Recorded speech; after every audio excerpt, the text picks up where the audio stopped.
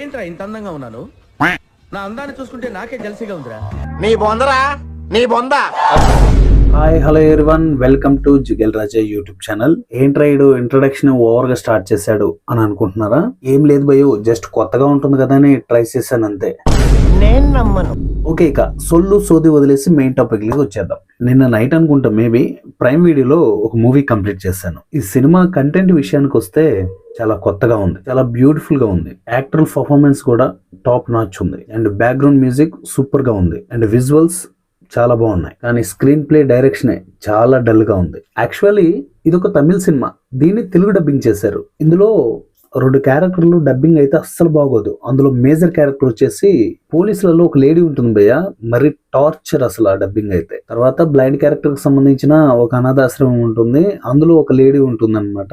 ఆవిడ డబ్బింగ్ కూడా చాలా దారుణంగా ఉంది. అనుకోకుండా ఆవిడ మూవీలో చనిపోతుంది, ఆవిడ డబ్బింగ్ అక్కడ ఫుల్ స్టాప్ పడిపోయింది. కానీ పోలీస్ క్యారెక్టర్ చూడండి, సినిమా ఎండింగ్ వరకు బాబోయ్ టార్చర్. సినిమాలో ఈ డబ్బింగ్ మైనస్ అనుకుంటే, ఇంతకు ముందు చెప్పినట్టే స్టోరీ డైరెక్షన్ చాలా పెద్ద మైనస్.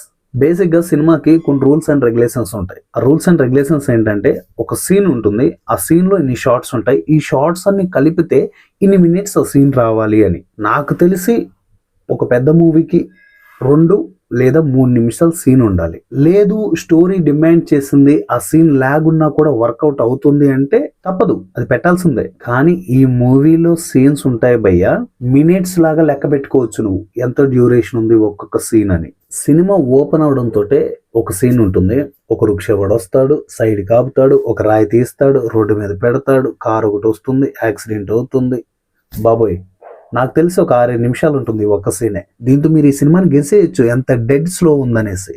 సో ఫైనల్ గా మూవీ బాగుందా లేదా అంటే, ప్రజెంట్ ఈ జిగిల్ రాజు ఇచ్చే ఆన్సర్స్ 2 ఉన్నాయి. ఒకటి బాగలేదు, ఇంకొకటి బాగుంది. అదేంట్రా బాగలేదు బాగుందని చెప్తున్నావు అంటే, సినిమా చూడాలా వద్దా అని మీరు నన్ను అడిగితే నేను చెప్పేది ఒకటే, సినిమా మీకు నచ్చొచ్చు నచ్చకపోవచ్చు, చూడాలా వద్దనేది అది మీ ఇష్టం. అంటే ఒక్కొక్కరికి ఒక్కొక్క టేస్ట్ ఉంటుంది, మీది ఏ టేస్టో నాకు తెలియదు కదండి. అయితే మా బ్రదర్ చెప్పారు, తమ్ముడు సినిమా టాప్ నాచ్ ఉంది ఒకసారి చూడు అనేసి. ఆ ఎక్స్పెక్టేషన్స్ తో నేను చూశాను.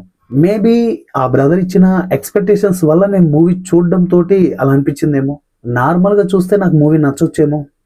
యాక్చువల్లీ నాకు నచ్చదులేండి, ఎందుకంటే నాకు సీన్స్ ల్యాగ్ ఉంటే సినిమా నచ్చదు, బోర్ కొట్టేస్తుంది. ఇక ల్యాగ్ విషయానికి మాట్లాడితే చెప్పాను కదా, screen play dead slow. Final గా స్టోరీ బాగుంది అని చెప్పాను కదా, అంటే ఈ సినిమాలో ఒక ట్విస్ట్ కాదు 2 ట్విస్టులు ఉంటాయి. ఆ ట్విస్ట్ ఏంటనేది మీరు గెస్ చేయగలిగితే ఈ 2 మీరు చాలా గ్రేట్. అసలు ఈ టైటిల్ కార్డ్ ఎండింగ్ లో పడుతుందండి, అసలుకి ఎక్స్పెక్ట్ చెయ్యం ఈ విధంగా టైటిల్ కార్డు పడుతుందా అనేసి. నేను ఇప్పటిదాకా ఈ మూవీ టైటిల్ గురించి చెప్పలేదు కదా. ఎందుకు చెప్పలేదంటే, సినిమాలో కూడా ఎండింగ్ వరకు అంటే ఫ్రీ క్లైమాక్స్ వరకు ఈ సినిమా టైటిల్ ఏంటి అనేది చెప్పరు. ఈ టైటిల్ కార్డ్ రివీలింగ్ చూసిన తర్వాత చాలా బాగా జస్టిఫై చేశారు ఈ టైటిల్ ని. కానీ టైటిల్ మీద పెట్టిన effort screen play and direction మీద పెట్టుంటే ఇంకా స్టోరీ టాప్ నాచ్ కి వెళ్ళిపోయి ఉండేది. ఐమాక్స్ లో ఆ ట్విస్ట్ రివీల్ అయిన తర్వాత మేబీ రియల్ గా ఇలాంటి సిచ్యువేషన్స్ ఉంటాయేమో, రియల్ గా ఇలాంటివి జరుగుతాయేమో అనిపించింది. అదేనండి ఆ టైటిల్ అదర్స్.